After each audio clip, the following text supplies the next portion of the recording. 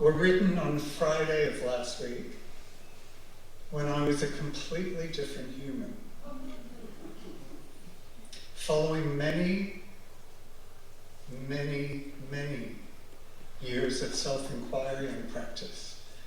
Something here has shifted, which recognizes that we are never, ever, from each moment to the next, actually the same in any way. We are not fixed or even identifiable. So anything written a week ago is not truly what is here in this moment. So while these words contain the essence of what I wish to share as an inquiry, they feel like someone else wrote them. And so I read here and discover these words as if for the first time those of an unknown author. As a background to this inquiry, I was adopted by an English couple in their 40s, who, having immigrated to this country with a young son, lost him at the tender age of 12.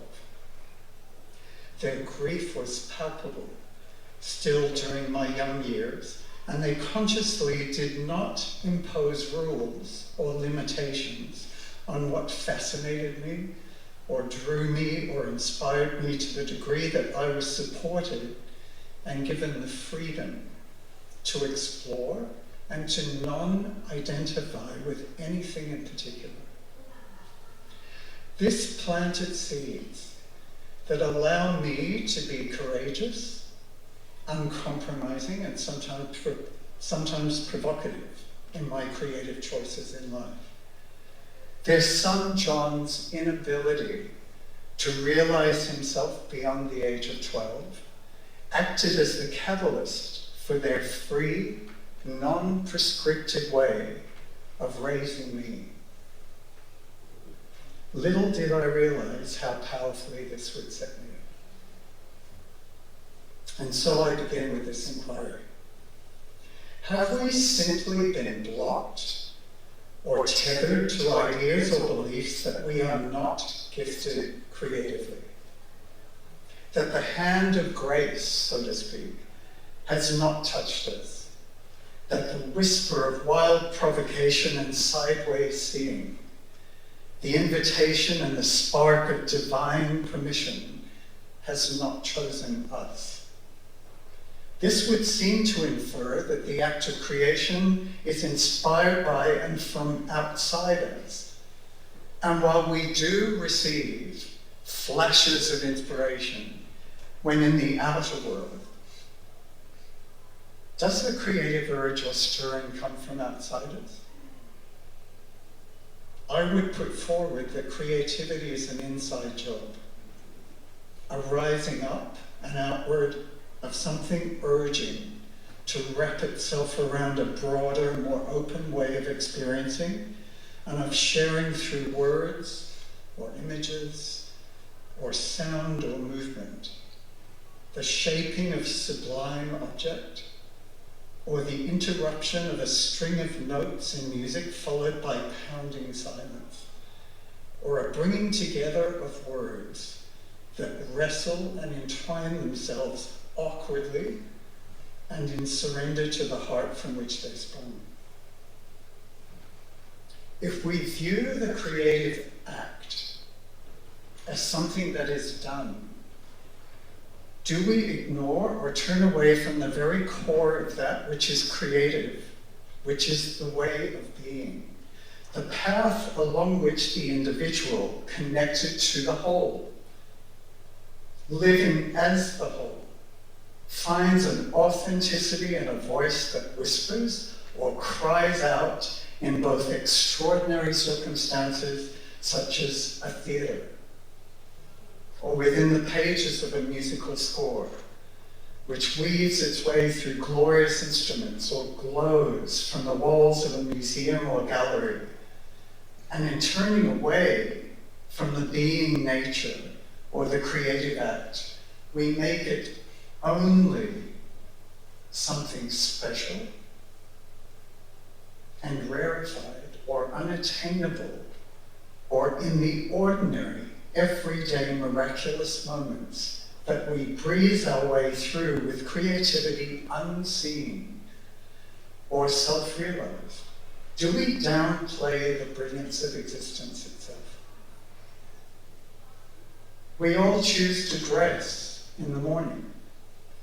We all find words flowing or stuttering from our desire to express. We all arrange objects in our homes that please in some unspoken sense of an aesthetic. Parents find ways to guide and to listen to their children. People curate their daily meals. We choose where to sit in nature according to how we feel under a particular tree. We listen to music that shifts us and allows us to feel expanded and unbounded. We frame something on our phone for best effect. We deal with a challenging communication with someone using creative skills. Just a few examples of the creative act in ordinary, extraordinary life. If we were not deeply creative, in sometimes unconscious ways, we would likely not survive very long, as resilience becomes a superb creative act. Yes, there are those who study, who dive deep, who develop technical prowess and hone their learned and innate creative skills until they bravely expose them professionally in all their developing forms in the world for others to view, comment upon, be inspired by, marvel at, criticize harshly, purchase, desire to own, return to often, or turn their backs on. And yes, there are creative geniuses who seem to have something intangible that flows from them ad infinitum. Although ask one of those genius ones, and they would likely say how painful and difficult this process of seeming flow actually is, as it's birthed into form.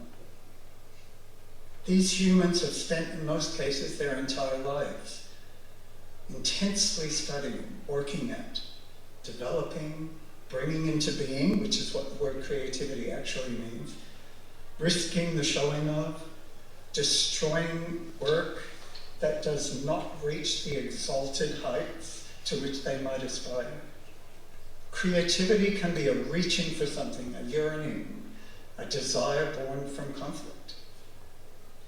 Commonly understood qualities of the creative human are listed as flexibility, open-mindedness, curiosity, playfulness, risk-taking, passion, focus, daydreaming, imagination, motivation, originality, sensitivity, discipline.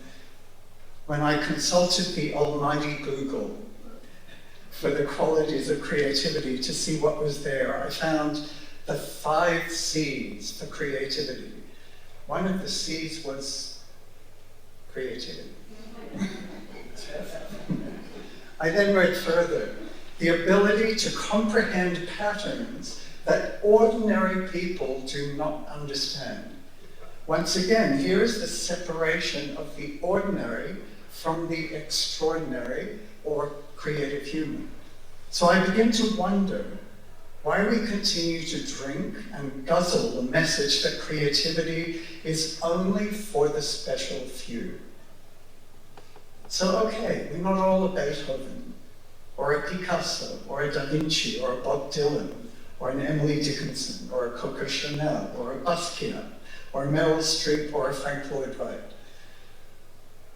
But we are, each and every one of us, truly extraordinary, as a completely unique expression of that which connects us all, the very essence of what we are, which contains everything that is creative, with fierce grace and hurricane force. If we look again at those revered qualities of creativity that Google spewed out, flexibility. How often in a simple day do we change our mind on something, or with something that presents itself as only doable in one way, but we find a better or different way. Curiosity. How often do we seek to know something out of range of our current understanding in any one particular day? Or choosing a recipe that uses ingredients never before attempted by us. Choosing a book is an act of curiosity. Focus. Exercising, crossing the street, remembering a shopping list, remembering your neighbor's birthday. Focus. Passion. Watching football or tennis. Choosing a film because you really love the actors involved. Seeing your child in a school concert. Listening to a podcast and crying on public transport. Presenting your views in a heated discussion with friends. Hours on your knees in the garden. Seeking a particular aesthetic. Passion. Originality. Well, you are you, after all, right? Sensitivity. Some of us are perhaps outwardly more constantly sensitive than others, but under the surface or worn on the sleeve, we all have moments of surprising and brilliant sensitivity. And with the current bombardment of such unbelievably disturbing images from war-torn countries, we never really lose our sensitivity to be affected, do we? Daydreaming. Some of you are probably doing this right now. And so we begin to see that the only thing that seems to separate the creative human from the one who believes or thinks that they are uncreative is the thought or the belief. And where did the system of dumbing down or constraining or undermining or restricting have its genesis? I can guarantee that it was an unthoughtful or an unkind comment from someone, a mark or a score for a project at school, a comment from a friend, and soon the idea is planted. And the system of beliefs begins to fester and grow and reach its tendrils into every part of the life of the newly uncreative individual, who then goes on to develop an estranged relationship to creativity, not only within themselves, but in relation to the creative world and to the work of creatives. We've then learned from external sources to begin to doubt, to criticize, to downplay, and to minimize or censor our responses to things created both within ourselves and externally in response to the creative acts of others. We may even carry powerful envy that we are not afforded the opportunity to be the creative we yearned to be. In truth, perhaps it all starts where we begin to get the suggestion that we are separate from all others and therefore stranded and isolated, without knowing how to survive or make our way in the seeming chaos of a world. We are told by example, by education, by advertising, by programming across all media, that one would do well to fit themselves into a set of rules determined by not sure who. And this will then determine the likely, predictable outcome for a life.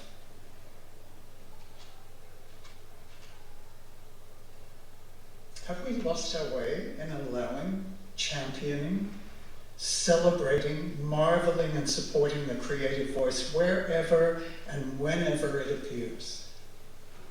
Have we ever really fully, and I mean fully, embraced the creative voice, or is it too dangerous to give credit to, or to listen to, or to be swept away with? Rather than be creative, what if we gave ourselves permission to be creativity itself? So the real invitation here is for us to begin to notice and to become aware of any act on a daily basis that is inherently creative. Can we loosen the descriptions and the parameters around what creativity actually is and bring it down to earth while still having completely exalted moments within the creative acts we author ourselves and those of others? Can we become freer of the shackles of belonging to conformity and find within us the unique voice that expresses itself through all humans, if allowed and valued? Can we see creative acts in ourselves and those of others as a sublimely unique way of simply being beyond rules? I suspect our world may become more kind, more open, more accepting, more curious, more fun, more surprising, and more connected.